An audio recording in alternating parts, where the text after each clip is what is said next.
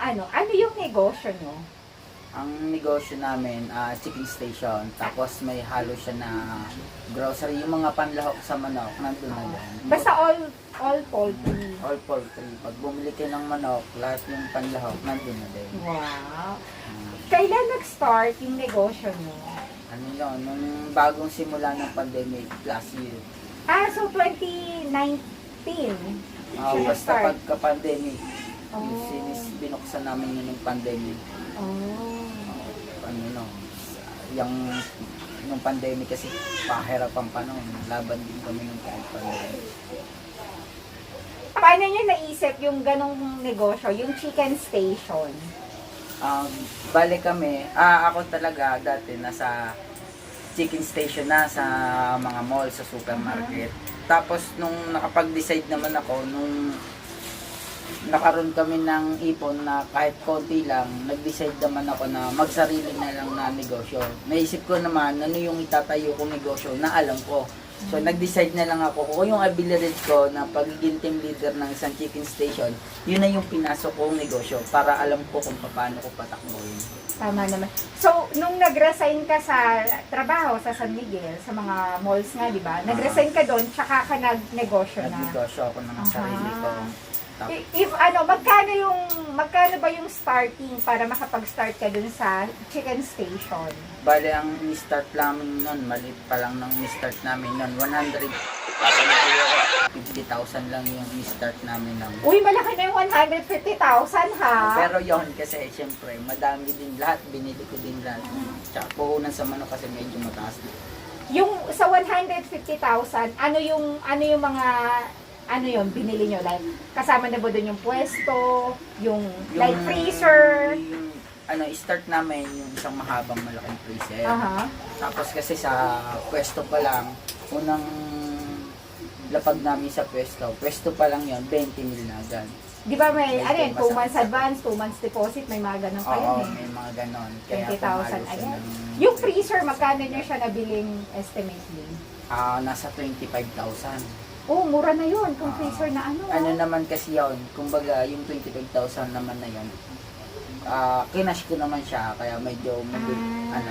hindi ko kaya medyo napamura. Pero kung i-installment ko kasi, medyo matataas-taas ang Mas mahal pa sa pinili ko na 25. lang yung medyo mahabang freezer para wala na akong alalahanin na yung kita ko pupunta lang sa mga huluhin. Tama. So, freezer, pwesto, ano pa, yung siguro mga ibang mga gamit like yung pantad-tad, tama ba? Mga chopping board. Shopping board, kiluhan, mga ganun. kiluhan. And the rest, more on product na eh. Product na. Aha. Tapos, siguro yung product namin, nag-start lang kami na maliit lang din. Siguro, start ko nung dati, pinag-start ko ng talagang as in product Yung lang. buong product lang. Buong product lang, hindi kasama yung mga gamit, mga sa pesos ko, mga nasa 35,000 lang. Product lang yun. So kung 150 yung parang estimate din natin in-start, 35,000 doon product. Oo, yung product, 35. Kasi hindi mo, yung 150,000 kasi lang, hindi pwedeng ipupush ko lahat yung doon sa isang bagsakan lang. Kasi ang iniisip niya, hindi laging Lunes, merong araw na matumal, merong araw na malakas. Kagalimbawa, nagka-problema, tapos isinagad ko yung puhunan namin. In case na magkaroon kami ng problema, wala kaming paghuhugutan. Kaya nagtabi pa rin ako nung Operating expense naman siya. Naka-separate siya pang expenses para sa ibang bagay. Alright, magkano yung, di ba, sabi mo, 150,000 yung starting capital nyo. Nabawi nyo na ba siya? Sa ngayon, bawing-bawi na Wow! Galing ha? Wow! Ang sarap. Bawi na Congrats. namin yan. Okay. Magkano yung estimate yung kinikita per day? Kahit estimate Sa ngayon lang, Yeah, sa ngayon, hindi yung dati. Mas malaki ba dati? Hindi, medyo, kumbaga dati, kalahati lang ngayon kasi, nung Mas malaki yung, ngayon. na-double naman siya nung, pagpasok ng ngayong taon.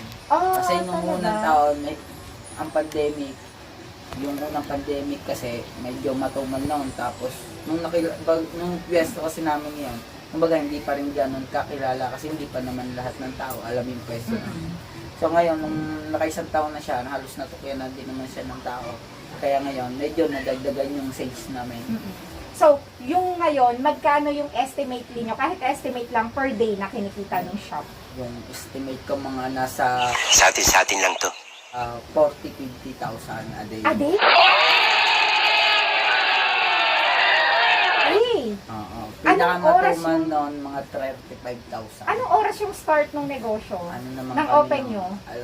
Alas 6 hanggang alas 7 ng gabi. Oh. Pero yon may break time naman kami ng 1 to 3. 6 Pahinga. a.m. to 7 p.m. Pero break time siya nung 1 to 3 p.m. Kasi yun yung tumal ng tao, di ba? Tumal kasi ang tao no, nasa bahay na lang, Oo, kumakain na, hindi na pa. ibig nila. Oo, Kaya tama. pinaka- Tapos na magluto, tapos Oo. mamaya na naman sa dinner Mamaya time. naman sa gabi. Oh. So, everyday, ilan yung tao nyo?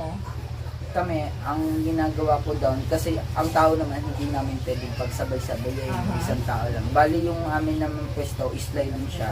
Bali yung gitna namin, butasyon para sa isang tao. Kumbaga ang customer namin, pila na lang. Kasi mahirap din naman yung sabay-sabay. Kasi Ah. lalong maliliit. So, ang naka-duty ang sa'yo, naka-duty isa, doon, dalawa kami. dalawa. Dalawa yun, ang ginagawa ko lang katulad ngayon, yung pag minsan may kailangan akong puntahan yun. Pasaglit-saglit lang din ako kasi kailangan ko din siyang extra doon. Hindi yung pwedeng yung lagi akong wala. Kaya yung tao ko, lagi kaming dalawa doon. Kung may lakad lang, saka lang ako naalis. Okay. Yung na-mention mo kanina, di ba, ang estimate ng sales is 40 to 50. Sabihin natin, labas na yung operating expense doon, yung bayad sa tao, bayad sa Ano, manok. buong kita yun ang magkakot. Kita na yun, profit na talaga siya, or Hindi, siyempre, labas puhunan? ano doon, ano pa yung puhunan doon. Ilalabas pa natin. Okay, okay. Basta yun yung kinikita ng tindahan araw-araw. Kumbaga, lahat ng yung benta, ng total sales ng Oo. pera.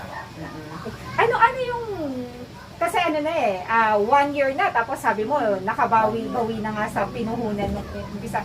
So, ano yung napundar mo from the negosyong chicken station? Ang nakapagdagdag kami ng freezer, tapos nakabili uli ako ng cash na panghakot ng manok. Tapos syempre yung tindahan namin na sari-sari store, doon na din nakuha yan. Tapos syempre laking tulong din sa amin kasi nung tayo namin, nung nakaipon-ipon kami, nakapagbukod naman kami. At saka meron ka Kasi ng dati, savings, insurance. oo, Doon na rin siya insurance. nakapwesto. Nakapag-insurance ako, tapos yan, yung sari-sari store, tapos nakabili din ako ng yung sariling hakutan ng Motor. pagkuha ng item. So ngayon, ang negosyo nyo, chickens, wala na sa inyong dalawa ni Mrs. na nagtatrabaho. Focus Wala. na kayo sa Ito na lang negosyo. kami sa Sarap. negosyo namin. Kanya yung sari-sari store, akin yung chicken station. Okay. So itong sari-sari store na to, anak nung chicken station. Talang Oh. ganon, kasi dun nanggaling din to eh. Okay. Ano yung goal nyo sa negosyo nyo? First, dun sa chicken station, ano ba yung gusto mong marating dito sa negosyo mong to? Gusto sana namin makapagdagdag pa ng ibang mga tindahan. Franchise na kayo. Franchise na lang. Dadagdag kami ng tindahan para mas maganda, madami yung paghuhugutan ng kita. Kasi hindi diba, mas maganda yung marami kang pwedeng pagkakitaan. Hindi yung stable ka lang sa isa. Hindi pa naman laging lunes. Hindi laging malakas, hindi laging mahina. Kaya mas maganda yung madami yung pinaghuhugutan kita. Okay. Di ba na-mention mo na after pandemic, doon kayo nag-start na magnegosyo? Buti meron na kayong naitabi pang kapital. Kasi hindi biro yung kapital nyo rin pinang-start. Oo. Yung hindi din nga biro yung kasi gawa ng bago naman ako nag-resign nun sa trabaho ko.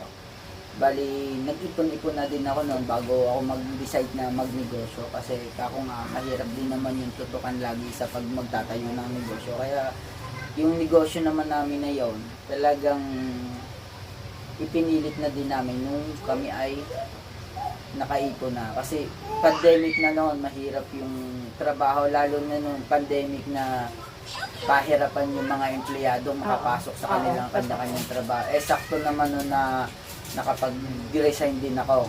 At buti Nag-resign ka naman, before the pandemic na. na-lockdown pa kami noon. Aha. Na-lockdown pa kami. Yung saktong resign ko, sakto ding lockdown. Sakto Ngayon nga kaya po. hindi ako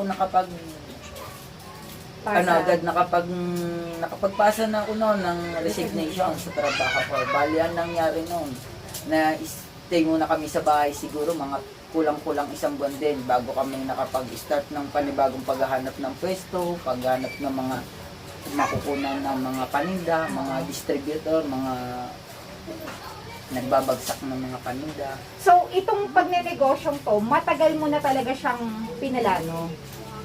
Siguro, Kasi matagal na. para sa isang empleyado na makapag-ipon ng kapital, it will take long term para makapag-ipon talaga. Unless kung meron ka talaga, gusto ko to, pag-iipunan ko to. So, ganun yung Bali nangyari. yun naman, bago naman namin naisip yun, yung nagutik-utik na kami na mag-ipon, kahit pa konti-konti. Di nung naka 150 kami, pinag-start na lang namin ng Ang negosyo. galing. Nag-resign na lang ako sa trabaho. Para kasi, mahirap din kasi dati kami nung pag kailangan na umabsent sa trabaho dahil may emergency. Ang hirap kasi team leader ako noon. Nasa akin yung responsibilidad sa store. Kaya mahirap noon pag ikaw kailangan mong may kailangan kang lakad, may importante, hindi ka basta-basta. Yung masasabi mo na kaya mong hawakan talaga yung oras mo. Kaya nag-decide na din kami sarili para hawak namin oras namin. Hindi yung kailangan ako ng pamilya ko, hindi ako makaalis sa trabaho ko dahil kailangan din ako sa trabaho. Ngayong may sarili na kami negosyo. Anytime na kailangan ako ng pamilya ko, nandun ako. Wow. Ang ganda na oras sa pamilya talaga, no? Lalo na mga bata pa. Maliliit pa kasi anak ko. Masusubaybayan mo yung paglaki nila. Hindi yung kailangan mong umuwi, hindi ka makauwi. Tapos pagod ka pa sa office, ang dami pang ginagawa. Ano pwedeng kontakin ng mga viewers natin? Halimbawa na gusto nila maging reseller ng mga chickens or chicken products nyo.